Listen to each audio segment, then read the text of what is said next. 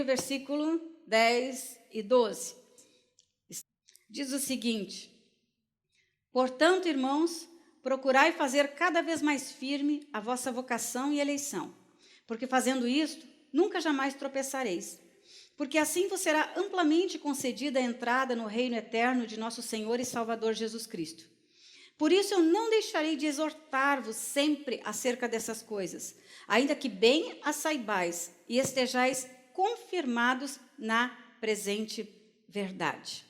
Nós estamos falando sobre disciplinas espirituais e nessa noite eu vou estar ministrando um pouco sobre o fundamento da fé.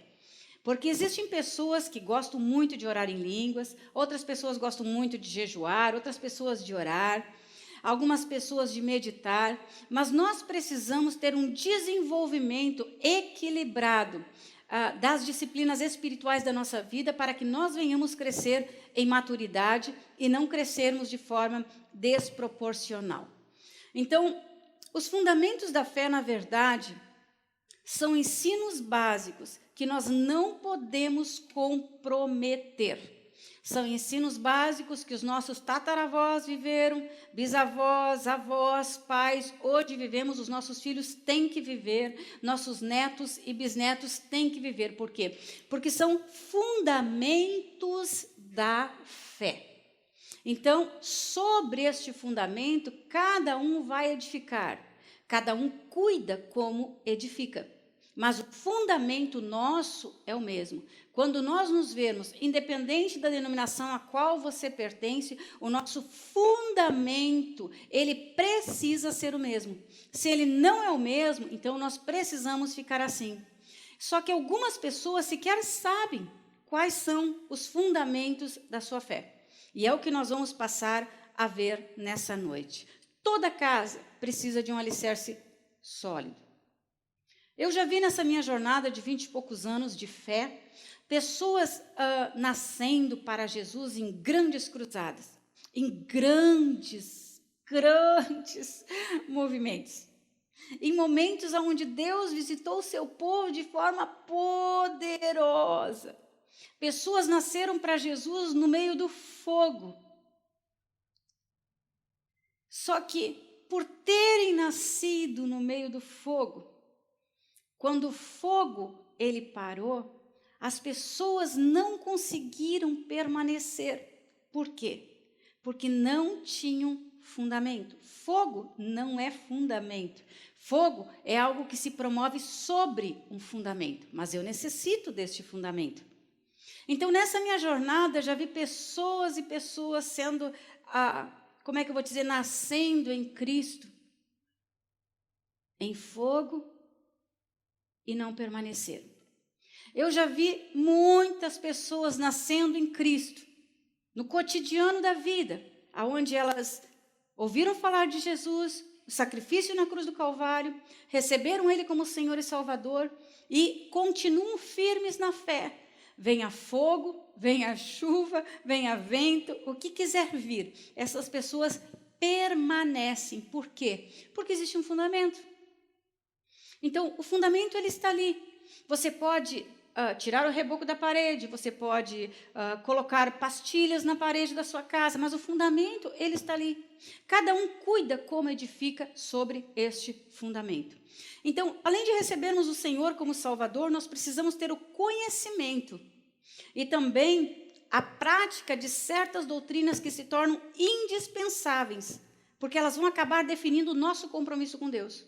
Certamente, você conhece, como eu conheço, pessoas que são comprometidas com Deus e pessoas que não são comprometidas com Deus. Possivelmente, a pessoa comprometida com Deus é a pessoa que possui um fundamento. Ela possui raízes, ela possui uma história, e é uma história que trabalha na eternidade. Por quê? Porque é a cruz do Calvário, a qual ela está vivendo hoje, e ela se move e honra aquilo que ocorreu na cruz do Calvário. E a pessoa sem compromisso cristão, que não honra a sua fé, certamente você já ouviu falar de pessoas que foram cristãs, não são mais, são cristãs, não são mais. Quem já viu esse tipo de pessoa? Todos nós já vimos. São pessoas, na verdade, que que não possuem um fundamento, porque o fundamento, ele determina a durabilidade de uma obra. E quanto mais eu me proponho a investir no fundamento, mais durabilidade vai haver a obra que eu for construir sobre o fundamento. Agora, se eu não me proponho a investir no fundamento, por quê? Porque vivemos no tempo na era do imediatismo. Então, eu quero imediatamente construir, quero que todo mundo veja, quero que todo mundo me honre pela casa que eu tenho, por aquilo que eu possuo, por aquilo que eu me tornei. Se eu escolher esse tipo de vida, certamente os ventos virão, eu serei provada na minha fé e eu vou resbalar. Por quê? Porque eu não tive um firme fundamento. É o que nos fala aqui em 2 Pedro, capítulo 1, versículo 10 e 12, que diz: portanto, irmãos, procurai fazer cada vez mais firme a vossa vocação e eleição. O que o apóstolo Pedro está falando não é algo fácil de se fazer. Fazer cada vez mais firme a minha vocação e eleição. Às vezes nós temos vontade, na verdade, de pegar toda a nossa vocação e eleição e jogar não numa lata de lixo, mas esconder num quarto por um tempo, para termos um tempo, digamos assim, sem fardo e apenas vivermos a vida. Ele está nos exortando neste momento que nós precisamos batalhar, nós precisamos perseverar para que cada vez mais seja notório a minha vida em Deus e a minha maturidade cristã. Só que todos nós queremos crescer, todos nós queremos a maturidade, todos nós queremos ser conhecidos por aquilo que possuímos e por aquilo que nos tornamos. Isso faz parte do nosso ego. Só que para chegarmos a algum lugar, nós necessitamos passar por circunstâncias que vão provar a nossa fé. Eu costumo dizer que esses dias são dias cinzentos, que podem ser dias, meses ou anos. São dias que parece que, ainda que as pessoas sorriem, você não tem razão para sorrir. Ainda que parece que as pessoas estão no fogo e nadando em Deus, ainda que você veja o fogo não lhe queima e a água não lhe molha. Mas você está ali firme, você está fundamentado em Deus. Porém, as coisas parecem que não estão se movendo na sua vida. As coisas parecem que não estão acontecendo e nem estão rompendo na sua vida. Todos nós passamos por momentos onde nós temos a oportunidade de escolher amadurecermos ou permanecermos no lugar onde nós estamos. Que, na verdade, nós chegamos onde chegamos porque nós pagamos um preço. Diga que ele está ao seu lado, você pagou um preço. Ou você vai me dizer que você não pagou um preço para ter a casa que tem, para morar na casa que mora, para ter o emprego que possui, para ter o diploma que possui. Você pagou um preço. Isso é um fato. E com relação às Escrituras, ou com relação ao reino de Deus, essas coisas elas não são diferentes. Na verdade, quando Deus moveu o coração de Moisés e o encaminhou ao deserto por aquele tempo todo,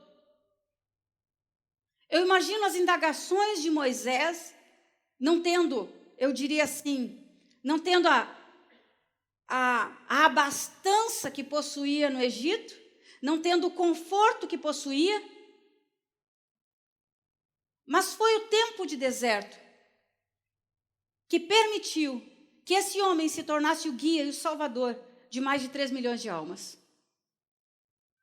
E aí então nós vemos que o tempo de deserto foi pouco para Deus confiar nas mãos desse homem tudo que confiou. Só que quando estamos no meio da circunstância, quando estamos no meio da dificuldade, nós não conseguimos imaginar ou dimensionar o que é que o Senhor vai confiar nas nossas mãos. Para que 3 milhões de almas, na verdade, contando homens, então poderíamos dizer mais, para que mais de 3 milhões de almas fossem entregues nas mãos de um homem, um deserto é pouco. Para que coisas venham romper na nossa vida. E, na verdade, quando falamos em rompimento, quando falamos em irmos um lugar além, um lugar mais alto, nós falamos de maturidade.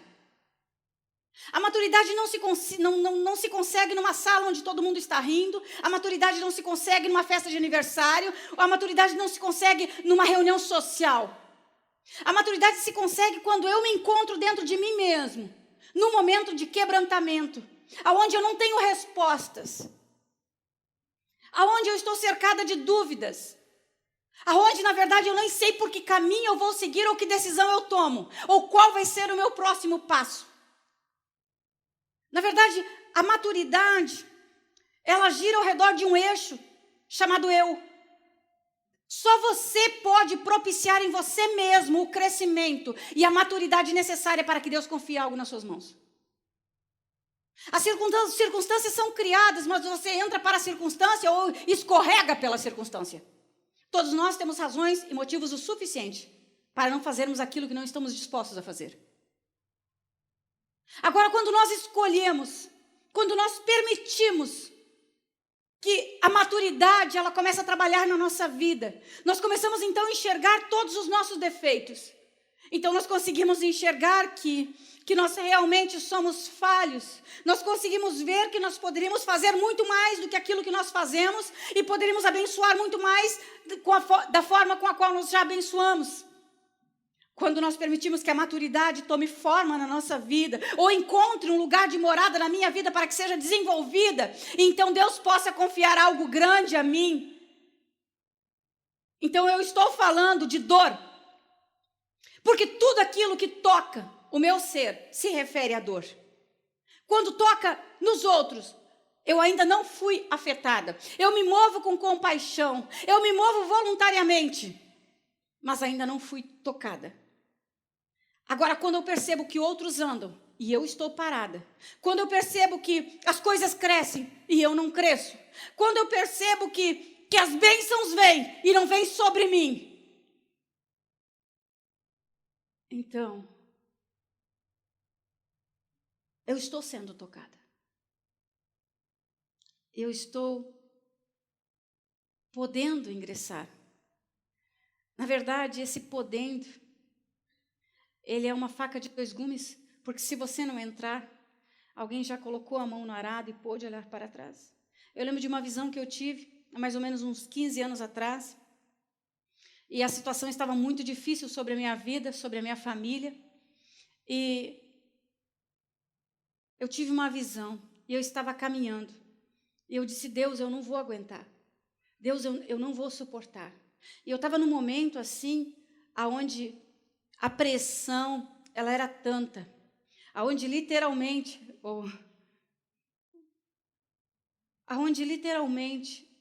eu podia me ver espiritualmente suando gotas de sangue. Ninguém tem a resposta, ninguém tem a solução, e você sabe que a coisa não vai ser resolvida de imediato. Então existe um silêncio celestial e existe um ponto de interrogação na horizontal. E você está, então, entre a cruz e o punhal. E você não sabe o que é pior. As duas coisas estão como que lhe apunhalando. E eu pensei, eu nunca sofri tanto quanto eu tenho sofrido desde que eu vim para Cristo. Enquanto eu estava pensando, eu pensei que eu estivesse sozinha. Eu não compreendia de forma muito clara que Deus, Ele lia todos os meus pensamentos, como Ele diz no Salmo 139, de longe conheço todos os teus pensamentos. E sem que uma palavra saia da tua boca, todas eu já conheço. Então eu me vi, naquele momento, numa rua longa a seguir. E logo mais, um grande precipício. E atrás de mim, bem atrás dos meus pés, no meu calcanhar, um precipício. E naquela hora, eu ouvi, de forma muito clara no meu espírito, aquele que coloca a mão no arado, este não pode olhar para trás. E eu vi que atrás de mim tem um abismo. Atrás daquele que colocou a mão no arado, tem um abismo. No momento em que você vacilar e colocar o pé para trás, você caiu. E aquele que está com a mão no arado, esse prossegue até chegar a hora em que Deus quer confiar algo poderoso nas suas mãos. E aí você cai num abismo. Não o abismo da sua vida anterior, mas um abismo de morte para o seu eu. Eu entendi naquela hora que aquele que vem para Jesus, ele tem o jugo, o fardo, ele tem os seus pecados perdoados, ele passa a ter algo que o dinheiro não compra e que ninguém pode fornecer, que é a paz de espírito. Eu entendi que aquele que vem para Jesus, além de carregar todas as suas próprias circunstâncias, tem que carregar o peso da cruz. Por quê? Porque os amigos, eles começam a falar mal de você. Seus parentes começam a olhar atravessado ou talvez até fazerem piadas por causa da sua fé. Pelo fato de você vir à igreja 2 vezes por semana e não sei mais o quê. Então, é mais um jugo que vem sobre as nossas vidas. E, na verdade, às vezes as pessoas pensam, eu vim para Jesus, agora eu vivo um mar de rosas. Não, na verdade, você veio para Jesus, o mar de rosas, ele ainda não surgiu. Ele precisa desabrochar em meio à vida em que você vive. E quando todo esse jugo de Jesus vem sobre você, é para levar você a um nível mais alto. É para fazer com que você lute contra o seu eu e entre para o reino de Deus, deixando que o Espírito de Deus tome o seu corpo por completo e lhe leve a um lugar mais alto. Porque nós não vivemos um cristianismo de emoção, nós não vivemos um cristianismo intelectual. Nós temos que viver um cristianismo onde o nome de Cristo é glorificado, não por meio da placa da igreja, mas pela minha vida. Só que isso só pode acontecer se eu me exponho às circunstâncias. Eu tenho então o meu jugo natural, eu tenho o jugo de Cristo sobre a minha vida. Então, quando eu estou na igreja, eu sou uma bênção, me relaciono muito bem com todo mundo. Agora, quando a coisa sai do controle, o meu jugo se manifesta. E eu deixo de glorificar a Cristo. Por quê? Porque o meu eu entrou em ação e ainda não fui totalmente curada, não fui totalmente restaurada. E acabo, ao invés de glorificando, acabo envergonhando o nome de Jesus. Pedro, ele diz, procurai fazer cada vez mais firme a vossa vocação e a vossa eleição, porque fazendo isso nunca jamais tropeçareis. Só que eu só posso fazer firme a minha vocação e a minha eleição lutando contra o meu eu, lutando contra a minha carne. Todos os dias é uma guerra.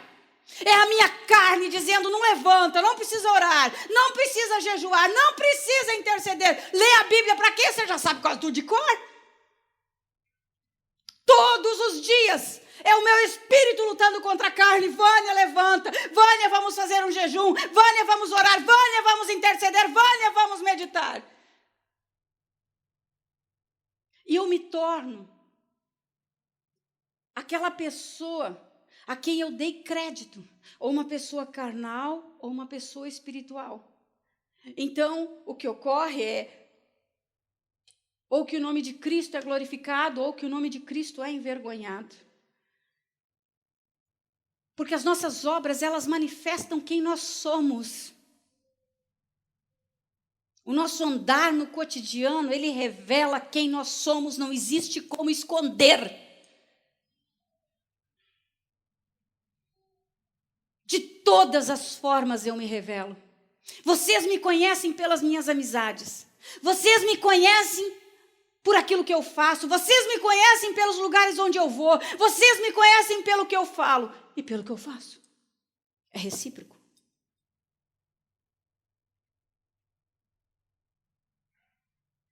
E quando Pedro fala, fazei, batalhai, lute, torne firme isso, a tua vocação e a tua eleição.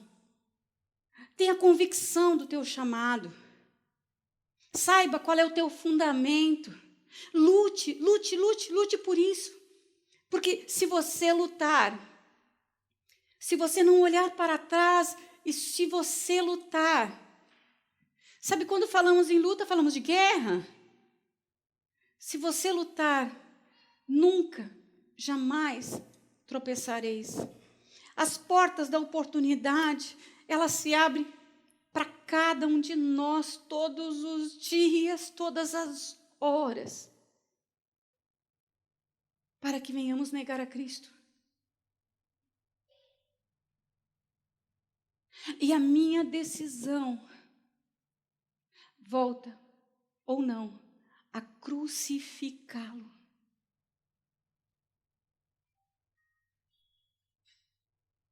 Continua dizendo, porque assim vos será amplamente concedida a entrada no reino eterno de nosso Senhor e Salvador Jesus Cristo. Assim vos será amplamente. A campainha toca. Você olha pelo olho mágico. É a pessoa do prédio, é o vizinho. Você abre a porta, você não abre a porta, você abre a porta. Tudo bem? Como está? Agora, uma pessoa com a qual você mantém relacionamento, uma pessoa que você confia, um amigo, uma pessoa chegada, um familiar próximo, toca a campainha, você olha pelo olho mágico, você abre a porta correndo, entra, sai cachorro. Não a pessoa, o cachorrinho mesmo. Sai de lado para a visita entrar. Amplamente concedida, amplamente. Já não vos chamam mais servos, mas tenho vos chamado amigos, porque somente aos amigos é dado conhecer os mistérios do reino dos céus. Amigos. Mas para isso se faz necessário, procura fazer cada vez mais firme, busca, sabe? A coisa não vai aparecer diante de você para que você faça como uma prova de escola. Faz a prova, de acordo com o seu resultado, você vai ser reprovado ou aprovado. Não, procura o que você precisa fazer para que fique confirmado a tua vocação e eleição. Vai atrás. Estende a mão, socorre, ajuda, dá um conselho, ora, intercede, vai no hospital orar pelos enfermos, estende a mão, deixa a luz de Cristo brilhar na tua vida e por intermédio da tua vida. Mova-se, impacte, diga para todo mundo, aqui tem Jesus. Jesus pode te curar, Jesus está aqui. Então levanta-te, ora, intercede. Estenda a sua mão, faça o bem. Não espere uma prova cair diante de você para você ser aprovado ou reprovado, entrar em maturidade, ter um romper na sua vida. Mas procure, seja um servo diligente, busque o que eu preciso fazer, vá, cata. De forma desesperada, como a viúva que perdeu uma dracma. Faça o que tiver que fazer, mas não pare, enquanto você não encontrar a oportunidade da luz brilhar nas trevas. Espere a oportunidade. Espere para dar o bote. E quando a oportunidade chega, dê o bote. Deixe o nome dele ser glorificado na sua vida e por intermédio da sua vida. E ele continua dizendo, por isso, eu não deixarei de exortar-vos sempre acerca dessas coisas. Ainda que bem as saibais, e é um fato, tudo isso você já sabe. E estejais confirmados na presente verdade.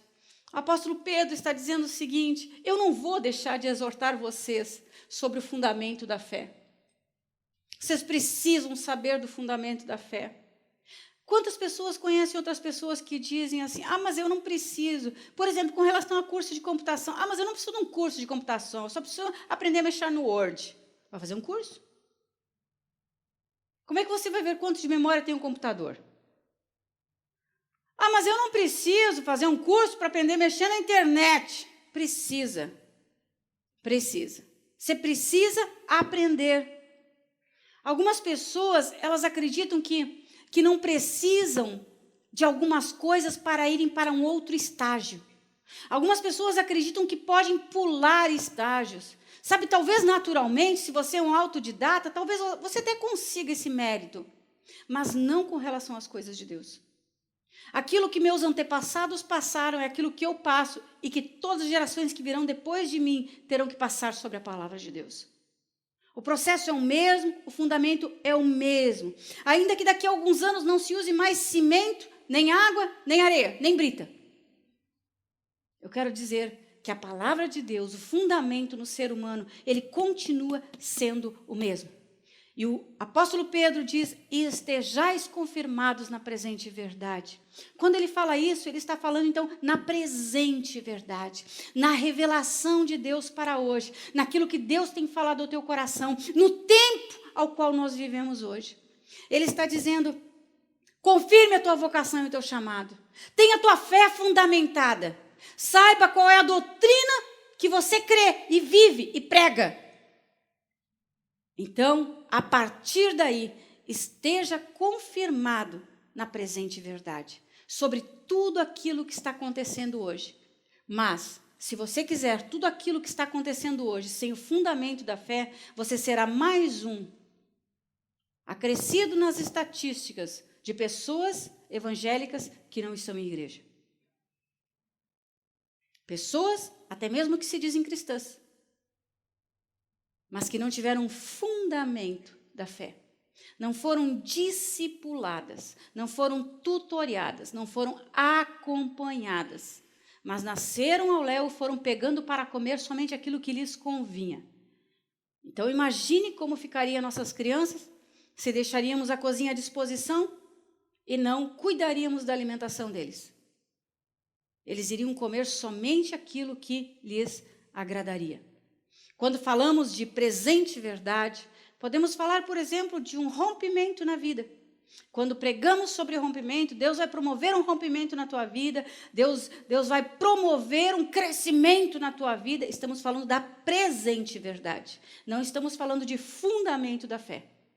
A presente verdade, ela tem que ser a construção sobre o fundamento da fé.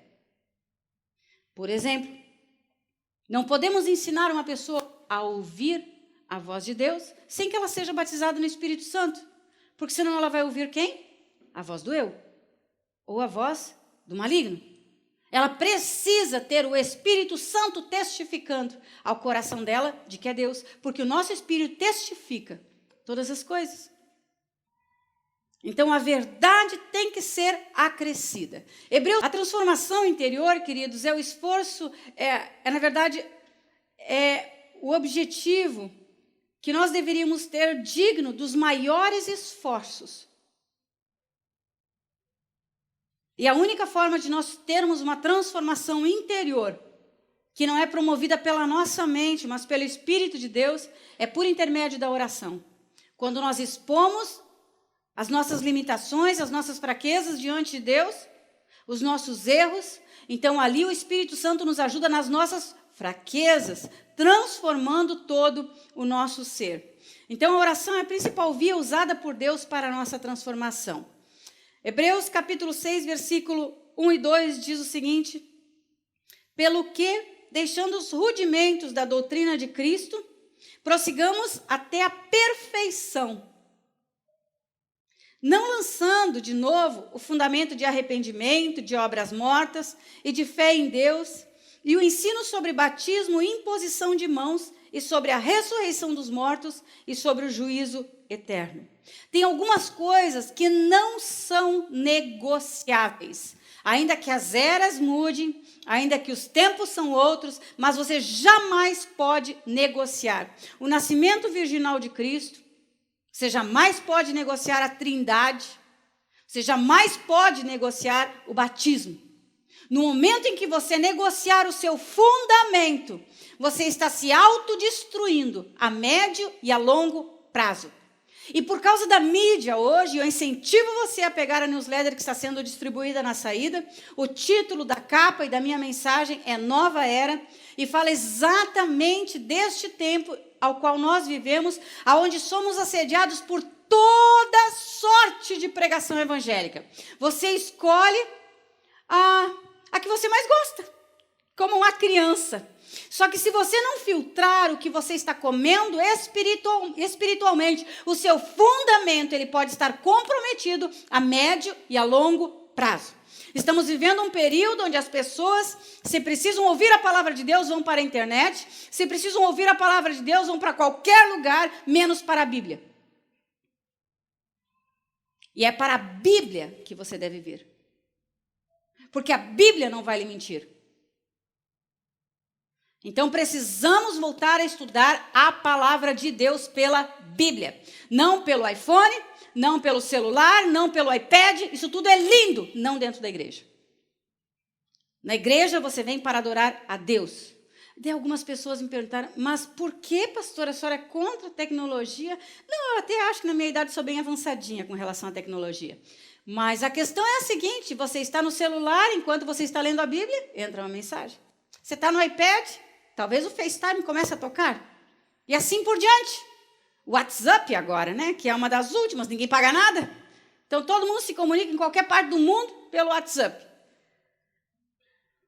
Então isso é muito lindo, é muito bonitinho para a cabeça oca. Porque a cabeça que está centrada não tem espaço para essas coisas. A cabeça que está centrada tem os minutos do dia contado. Tem espaço para tecnologia? Tem e precisa ter. Seríamos ignorantes se dissermos que não. Mas precisamos estarmos centrados naquilo que nós queremos. Porque estamos para nos tornar a geração que teve tudo nas suas mãos e não foi para lugar algum. Tem o mundo aos seus pés e nunca tirou os pés do quarto. Uma geração se tornando obesa porque com um clique faz o que quer. Vai ao cinema, faz o que quer. Mantém relações sexuais, faz compras. Então, se não soubermos usar a tecnologia em nosso favor, ela irá nos destruir. Então, o escritor aqui aos Hebreus, ele está abordando assuntos mais avançados do que o fundamento da fé. Ele está dizendo, não vamos voltar a tocar nesses temas. Por quê? Porque vocês já estão num período de serem maduros. E sendo maduros, vocês sabem quais são os fundamentos da fé. Mas nesta noite eu vou entrar no fundamento da fé para que sobre o fundamento hajam as disciplinas espirituais. Primeiro ponto do fundamento da fé é o arrependimento. Quantas? Diga quantas. Não, não é assim. Eu disse quantas. Isso. Quantas pessoas chegaram a Jesus porque ele é um super-herói? Ah, porque é legal, hoje todo mundo é crente. Por causa do meio em que vivem e sem arrependimento. Se não houve um arrependimento, se você não veio a Jesus por causa de um arrependimento, ou se no processo de vir a Jesus você não teve o arrependimento, você não tem fundamento. Você ouviu bem? Hello? Arrependimento. Se você não se arrependeu das obras mortas, dos seus erros, dos seus pecados, se em algum momento da sua vida você não chorou amargamente os seus erros, não se sentindo condenado, mas você podendo contemplar diante da santidade do Todo-Poderoso, contemplando a sua imundície, e saber que Ele abriu as portas, que Ele nos ama, e Ele nos aceita e quer estar conosco, mesmo nós estando nessa condição. Então, quando contemplamos aquilo tudo, nós caímos em prantos diante dEle. Porque nós não somos dignos de nada. Ele nos fez dignos por intermédio de Cristo. Então, o primeiro passo no fundamento da fé é a doutrina do arrependimento. A doutrina, na verdade, é o que devemos fundamentar e ensinar o povo. Os fundamentos são inegociáveis. Então, precisamos aprender a doutrina de Cristo. Então, vemos o arrependimento. O arrependimento é mais do que tudo uma oportunidade, uma ocasião em que eu posso escolher mudar. Naquela hora do arrependimento, você pode ficar apenas no arrependimento, você pode vir definitivamente para Cristo e ter a sua vida totalmente mudada, transformada. O arrependimento, então, é uma das condições para o perdão. Se você não foi perdoado, você está sem fundamento. Então, eu me arrependo, sou perdoada e ali vai uma pedra no meu fundamento. Segundo ponto do fundamento da fé, a fé. Essa é outra pedra, este é outro fundamento, o alicerce do cristão. E pela graça nós somos salvos. Por meio de quê? Da fé. Porque você ouviu a pregação da palavra, você acreditou, você teve fé. E você veio então no apelo para aos pés da cruz, para os pés de Cristo. Então, sem fé é impossível agradar a Deus. Então você veio pela graça, você foi salvo e você está se movendo em fé. E você então obviamente está agradando a Deus. A fé precisa ser guardada, precisa ser desenvolvida e conservada até o fim. Conforme o apóstolo Paulo falou. Guardei a fé. Guarde a fé. Guarde este fundamento no seu coração. Por quê? Porque daqui a 20, 30, 40, 50 anos, se a circunstância hoje se apresenta do jeito que se apresenta a título de heresias, imagina daqui a 50 anos.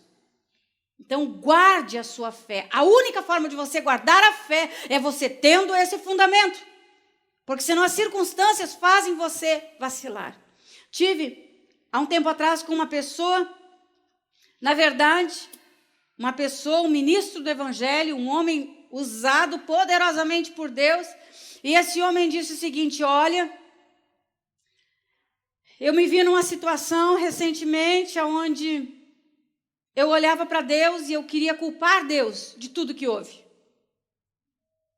Eu não conseguia ver esperança para mim. Esse ministro disse isso tudo. Não a pessoa que veio para Cristo agora. Esse ministro estava expondo a humanidade dele. Mas em todas essas dificuldades, ele não negou a Cristo. Ele se manteve firme, ele guardou a fé até o fim e continua firme. Ele passou por uma situação de vulnerabilidade, na verdade com o propósito de promovê-lo a um lugar mais alto. E hoje, tendo passado, ele consegue compreender que Deus estava naquela hora, naquele lugar, provando a fé dele. E hoje ele se regozija, hoje ele se alegra em Deus pela circunstância a qual ele se sujeitou, se submeteu a passar.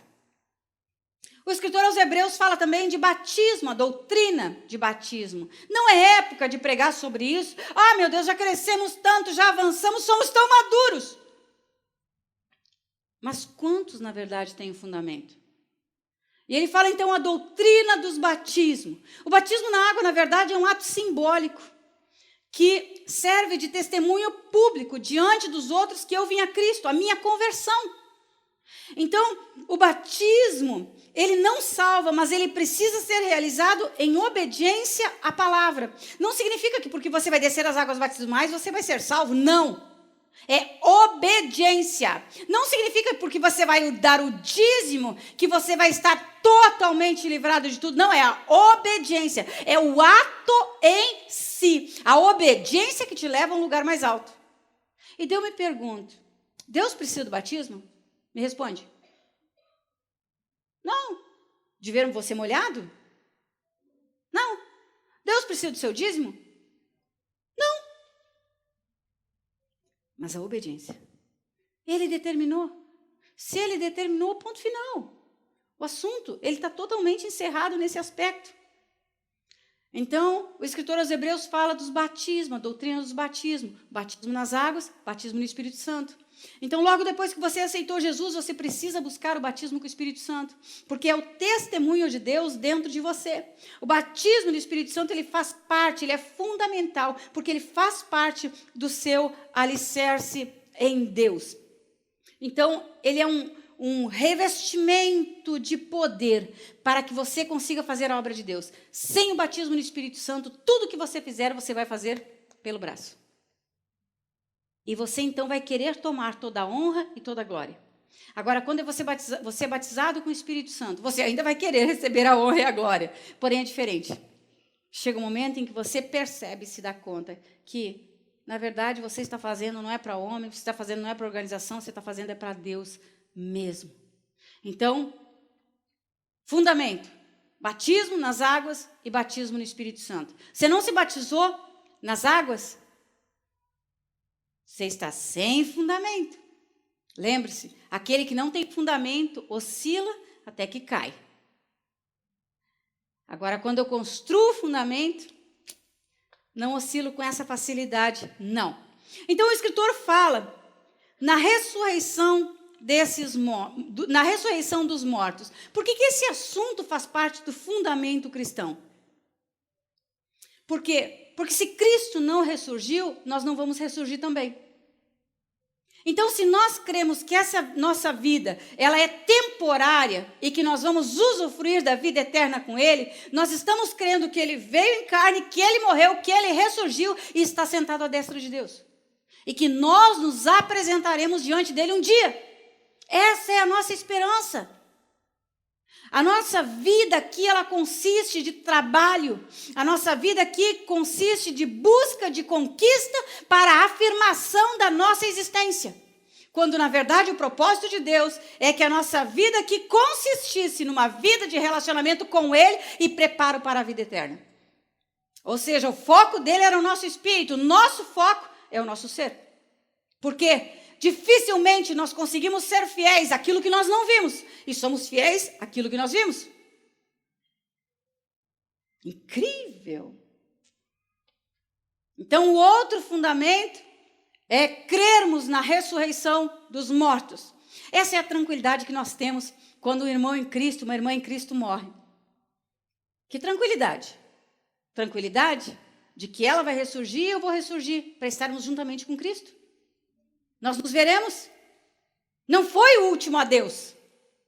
Eu costumo dizer, vamos agora, último adeus. Não, último adeus aqui nessa terra. Mas nós nos veremos lá em cima. Então, é claro, choramos, pranteamos, óbvio.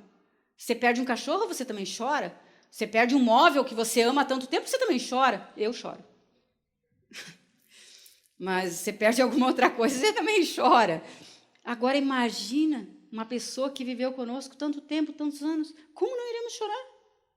Choramos sim. Só ser histérico é diferente de chorar. Ser histérico é sair do controle. E chorar é a dor da alma. Derramamos sim nosso coração. E é de extrema importância que venhamos chorar. Agora, não que venhamos sair de nós. Quando nós saímos de nós e entramos para uma histeria, nós apenas mostramos aquilo que eu falei no princípio. Vocês me conhecem pelo que eu falo, pelas minhas amizades, pelos lugares que eu vou, pelo que eu faço. Então, quando entramos numa histeria, nós acabamos mostrando para todo mundo que nós não temos fundamento. Porque estamos ali dando o último adeus e não teremos um outro. Não. Em pouco tempo, todos nós estaremos reunidos. Amém? Então, se não houvesse a ressurreição, não haveria por que pregar o evangelho, porque a morte seria o fim de todas as coisas. Pregamos o evangelho, porque existe a ressurreição dos mortos. Amém? E o último ponto do fundamento da fé é o juízo eterno, onde nos últimos dias, ou no último dia, todos os mortos ressuscitarão para serem julgados. Ah, meu Deus, isso é fantástico! Isso é fantástico! Eu vou ressurgir, você vai ressurgir e nós seremos julgados. Se nós pensássemos um pouco mais sobre o fundamento da fé, a gente ia cuidar um pouquinho mais daquilo que faz, aquilo que fala, aquilo que crê, aonde a gente vai. Por quê?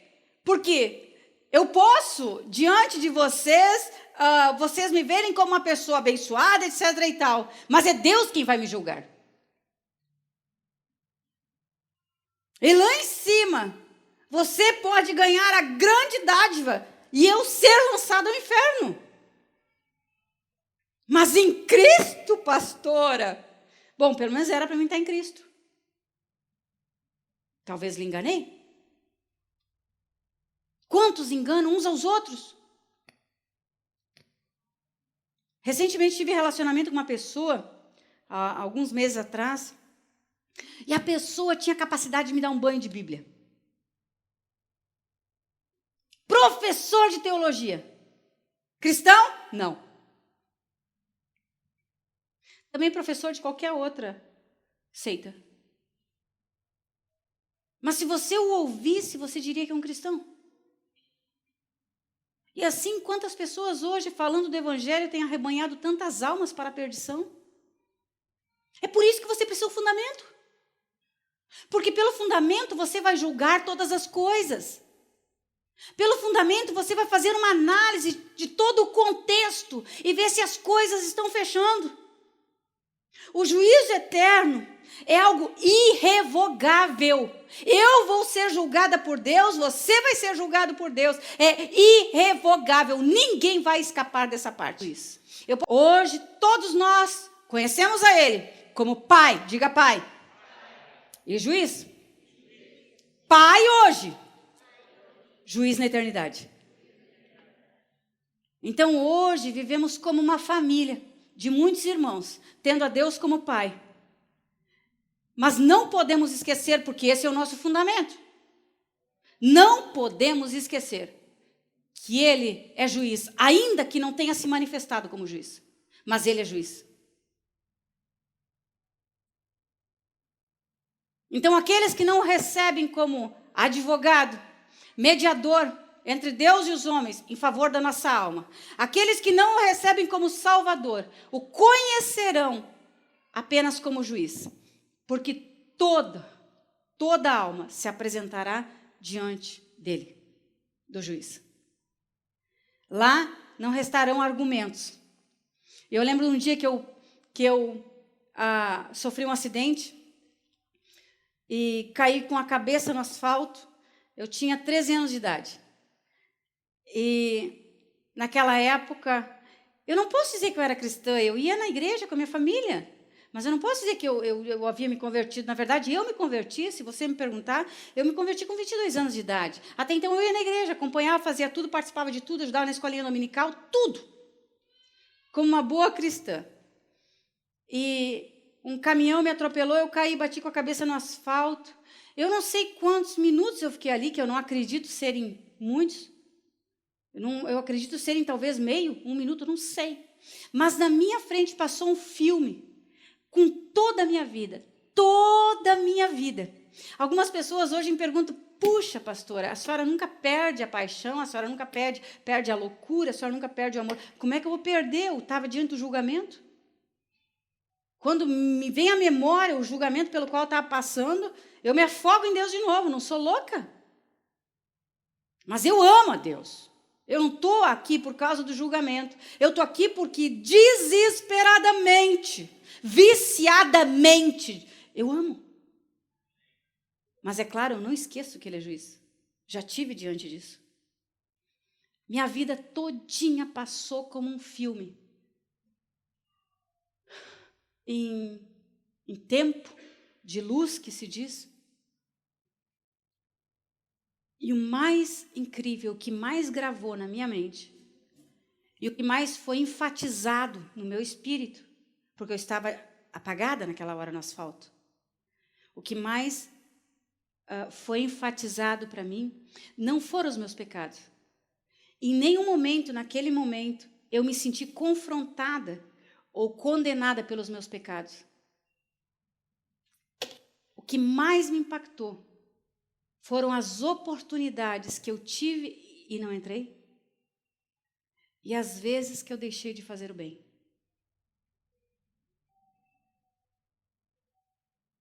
Isso destruiu o meu interior.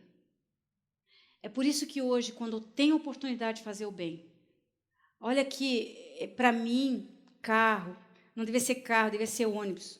E ainda se eu tiver um ônibus, sabe, eu acho que eu precisaria de 2, 3, uma frota, porque eu vou passando e vou arrecadando, eu vou ajudando quem eu preciso, vou recolhendo quem eu preciso. Isso está no meu coração, porque eu já tive diante do juiz.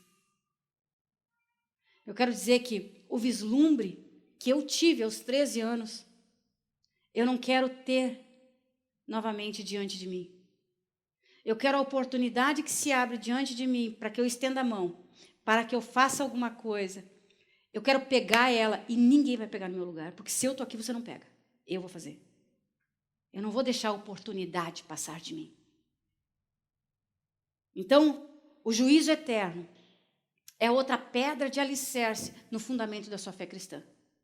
Se você consegue crer, se você crê, se você tem essas pedras, eu quero dizer que não é qualquer vento de doutrina que vai fazer você balançar.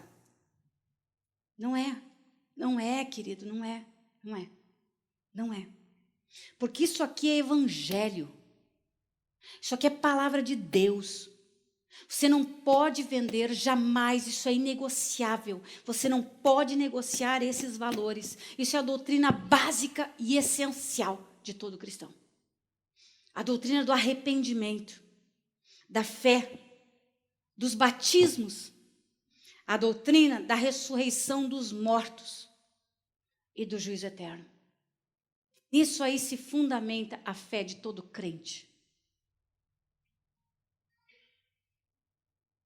É sobre isso que essa igreja foi construída, que as igrejas foram construídas. É por isso que a mídia, o diabo, usando homens, usando qualquer coisa, tenta destruir a igreja, tenta destruir aquilo que vê, mas jamais pode tocar naquilo que não vê, que é o fundamento. Jamais! O cristão é feito de fundamento, não é feito de reboco, nem de lajota, nem de lustre. É feito de fundamento. Quando a casa cai, quando todo mundo diz, acabou, terminou, não tem mais salvação para ele. Logo, ao cair a primeira névoa, aquele broto que já não tinha mais esperança, começa a se levantar. E não para se levantar como antes, porque agora a sua raiz está mais forte. Vamos nos colocar em pé.